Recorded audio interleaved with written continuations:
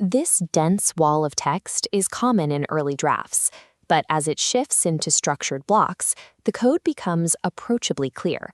Python comments provide one of the simplest ways to build this visual clarity into your scripts. A comment is a deliberate note written directly inside your script. While it looks like standard text, it is written exclusively for human readers. The computer ignores it entirely during execution. By the end of this tutorial, you will be able to take a basic, undocumented script and apply these notes to create a project that is easy for anyone to follow. Practicing this organization early helps prevent frustration later.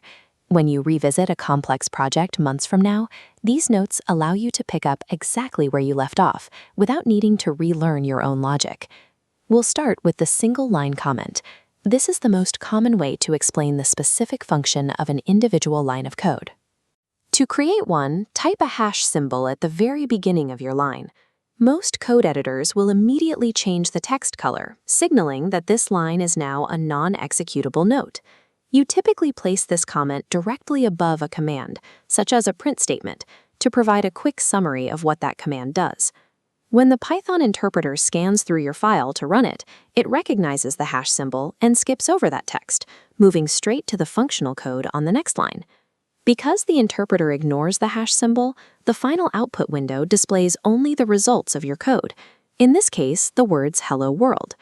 You can also place a comment on the same line as your code, as long as the hash symbol comes after the active command. These single-line notes act as localized guides, clarifying specific actions without changing how the program behaves. Single-line comments are useful for quick notes, but they become cumbersome if you need to write long paragraphs of documentation. For larger blocks of text, use 3 consecutive quotation marks to open and close the section.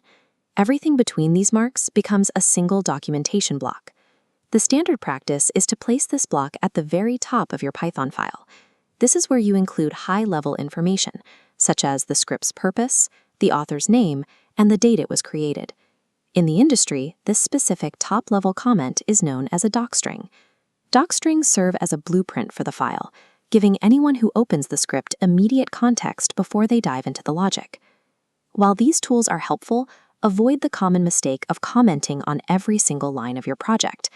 Good comments explain why code exists, rather than what it is doing. As you can see here, the example on the right is much more useful than the one on the left. The code syntax already describes the action. Adding a comment that just repeats that action creates visual clutter that makes the file harder to read. This approach is vital when you start working on team projects or sharing your work on open source platforms. When you pass a file to another developer, those comments allow you to transfer knowledge without needing to explain the script in person. Using comments effectively serves as a form of asynchronous communication, ensuring your intent is clear to anyone who inherits your work. Here is our final script. Notice the clean hierarchy created by the docstring at the top and the localized notes throughout the logic. You can achieve this same look using just the hash symbol and the triple quotes we practiced. Applying these simple habits elevates your work from a rough draft to a readable, standardized script. In your next coding session, try adding a docstring to the top of your file and using comments to explain your most complex lines. Writing code that runs is the first step,